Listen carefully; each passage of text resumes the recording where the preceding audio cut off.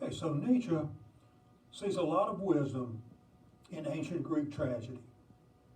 Ancient Greek tragedy is a celebration of the eternal interplay of energy and form. It is a creative process. It's much like the view of the pre-Socratic philosopher Heraclitus, who told us that all is in flux, all is change, but it is playful. There's nothing evil about this process. And this old wisdom, Nietzsche makes the claim in this book that this old wisdom of tragedy is undermined by the teachings of Socrates and Plato. Platonic philosophy, with its emphasis on rationality, with its otherworldly orientation, looking beyond the sensual and material world to the world of being. We've had that. With its search for universal truths. Nietzsche says this suffocates future creativity. It negates the celebration of life in this world. And Nietzsche sees this Platonic model as being overthrown in his day. And that's again what he meant when he said God is dead, is that the old Platonic system is being overthrown in his time. Nietzsche believes philosophy has been going in the wrong direction ever since Plato, with its emphasis on metaphysics, which of course is otherworldly, with its emphasis on finding universal truths. You have grand philosophical systems, the systems of Hegel and Schopenhauer and Karl Marx. Nietzsche wants to turn philosophy in a new direction. He wants to give insights that provide guidance for life in this world. Nietzsche's philosophy is not a systematic body of thought. His books are light. He has 8 or 9 books. They are light and playful. He has a sense of humor. His books are full of jokes and songs and proverbs and personal reflections. He says himself he wants philosophy to become a gay science, gay in the older fashioned sense of the word there, of being light and playful. Nietzsche offers insights into ethics, politics, literature, art, music, psychology. Now, Nietzsche's criticism of Western philosophy is probably not relevant to most people, doesn't necessarily intersect with their lives. But he continues, as he continues to look at the death of God, again, in the aspect of a loss of religious faith, he will begin to address some issues that he believes are most significant.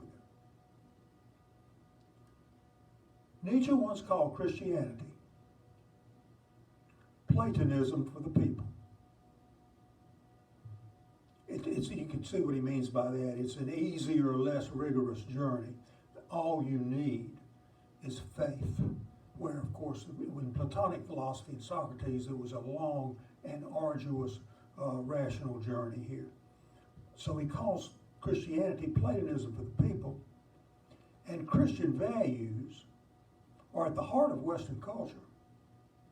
So when this whole Christian belief system becomes unsustainable, and Nietzsche believes that it has, then this is a significant cultural event. Nietzsche is especially concerned about the effect of the decline of Christianity on our moral beliefs. Nietzsche sees major problems with Christian morality. We'll get there in just a minute. But he does realize that it did provide moral guidance to people for well over 1,000 years. And if this moral system collapses, He fears that nihilism could spread and it could have a paralyzing effect on Western culture. So one of Nietzsche's major concerns is an examination of morality. And with morality, we're talking about what do we call good and what do we call bad and why. He starts by saying, take a look at Christian morality and see what it values. Humility, meekness, patience, self-denial, not focusing overmuch on the affairs of this world, and Nietzsche says that's unnatural. So he's going to make the claim that Christian morality is unnatural. Natural, healthy instincts drive us to be proud, to be competitive, to be sensual, to be in pursuit of the pleasures of this world. Well, how did we adopt these unnatural moral values? Nietzsche finds two basic types of humans. We're going down here with A, the strong, the energetic, the creative. They follow healthy instincts. And the type of morality generated by this group, Nietzsche calls, it's here under my A, master morality. They honor their virtues, and they call them good. Pride, strength, competitiveness. Those who have these virtues are seen as capable. Those who lack these virtues are seen as incapable. This is the outlook of the Homeric heroes. You think of the Iliad and the Odyssey of the ancient Greeks. Nietzsche says this is a healthy and natural outlook. However, another group of people, a second type of human being, those who are weak, who are timid, who are imitative, who are conformist, these people call their virtues good.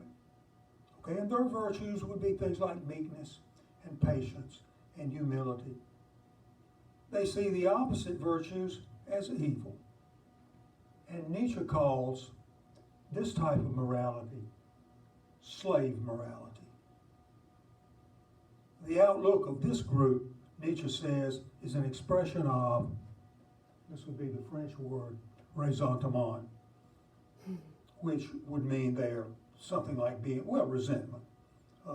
This group are envious, they're unhappy with themselves, they seek somebody to blame.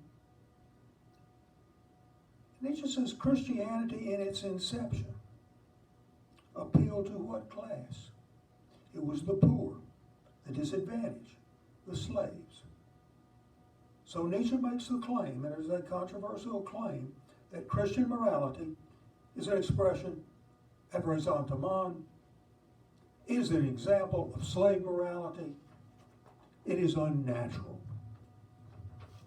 So he makes the claim, Christian morality is unnatural. It's the opposite of the old natural moral values. Christian morality privileges average human beings, not exceptional ones. So the death of God, coming back to that, threatens to undermine Christian morality. That's a dangerous prospect to Nietzsche. But he also sees it as potentially liberating. This is a chance for our culture to replace an unhealthy, guilt-ridden morality with something healthier. And he believes philosophy can provide guidance here. Nietzsche wants to inspire people to break from what he calls herd morality, which would be a type of conformity. And he would encourage people to begin to create their own values, give new form to their own vital energy, be creative, love and affirm life. Such a person who is creative, who can love and affirm life, Nietzsche, and this is a fairly famous term of his, Nietzsche calls and Übermensch. That's the German word which literally means overman. Few are able to do this. Nietzsche's best example of an Übermensch was the 19th century German poet and writer Goethe. And he called Goethe the highest expression of the will to power because, as Nietzsche says, he created himself. Now, in creating your own values, Nietzsche is not counseling immorality. He's not suggesting that people can do anything they want and justify their behavior. He wants people to create life-affirming views of themselves and their situation. And the greatest, or the greatest affirmation of life is something that Nietzsche calls the eternal return. And let me explain that. Nietzsche says that you should be able to say of your life that you would live it over and over again exactly as it has been, exactly as it is now. In other words, what you need to do is make your life so stimulating that you would be willing to live it over and over and over again exactly as it has been. I always ask students, would you be willing to live your life over and over again exactly as it has been? And they always say no. Too many problems, too much trouble. Again, Nietzsche is saying that you have to learn to live in a certain way there, in such a way. You need to make your life so stimulating that you could say you would be willing to live it over and over again. So if the world is energy and form, Nietzsche says so is the self. There's no true unchanging self.